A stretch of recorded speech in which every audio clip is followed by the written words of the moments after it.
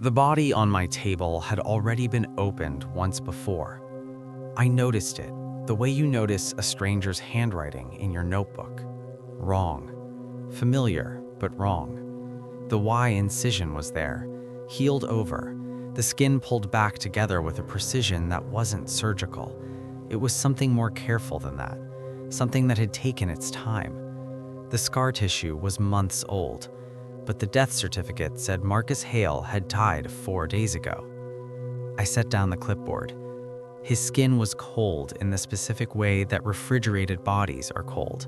Not the cold of a winter morning, but the cold of something that will never be warm again. I pressed 2 fingers along the scar line. Smooth, deliberate. Whoever had closed him had done it with the patience of someone who knew the body would need to last. I photographed it, logged it as an undisclosed prior procedure, opened him along the old line, and found his organs where they should be. Heart, lungs, liver. Almost right. His liver had a triangular notch cut from the lower right lobe, clean edges, fully healed. Someone had removed a section, not a biopsy, too large for that, and the tissue had grown back around the absence like a mouth closing over a word it decided not to say. I stood there with my hands inside a dead man's chest and thought about what kind of person cuts into a living body and then sews it back up and sends it home. I filed the report. Cardiac arrest, because that's what killed him. Whatever else had been done to Marcus Hale, it had been done carefully enough that it wasn't my problem. 6 days later, they brought in Carla Voss, 51, retired schoolteacher, accidental fall. And there on her abdomen, white and thin and patient, the same scar, same depth, same angle, same hands. I recognized the work the way you recognize a voice before you place the face, and I realized I had felt that technique somewhere before, that particular unhurried precision, but I could not remember where. I would not remember for another 3 weeks. I pulled every case from the last 18 months. 3 evenings, 9 bodies, all natural causes or accidents, all carrying that same healed incision spread so evenly across the calendar that it looked less like a pattern and more like a schedule. 7 had organ modifications, notches, removed sections, tissue cut and allowed to regrow around the absence. 2 had something I had no framework for, a fine mesh of scar tissue threaded along the interior walls of the chest cavity between the ribs, as if something had been woven into the body and then carefully unraveled. Whatever it was, it had been there long enough to leave a memory in the flesh. Whatever it was gone. I did not go to my supervisor.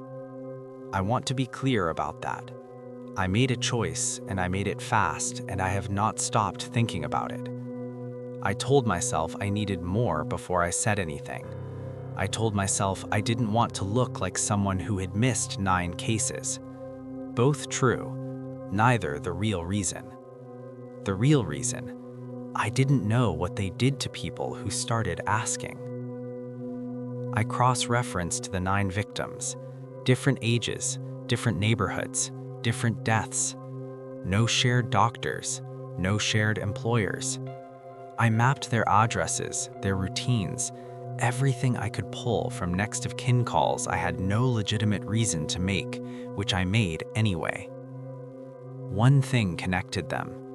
A clinic on the east side, frosted glass, no name on the door, just the street number and a small logo, a circle with a single horizontal line through the center. All 9 had visited it in the 14 months before their deaths, some once, some repeatedly. I drove past on a Wednesday evening, lights on inside.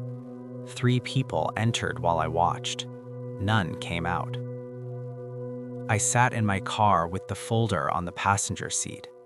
9 names.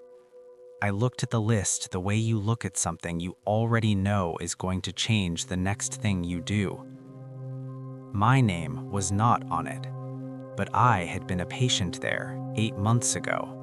A routine physical referred by a doctor I no longer see at a clinic I had not thought about once since I left. The logo on the door. I remembered it now. I drove home, locked the door, stood in the kitchen under the fluorescent light and pulled up my shirt and ran both hands slowly across my abdomen, pressing, searching, my own fingers feeling suddenly like someone else's. Nothing. I told myself, nothing. I found it on a Thursday morning. 2 mirrors, phone flashlight. The scar was low, below the navel, hidden in a natural fold of skin. The kind of place you never look directly at, never think to check. White, thin, healed so cleanly that I had touched that skin every day for 8 months and registered nothing.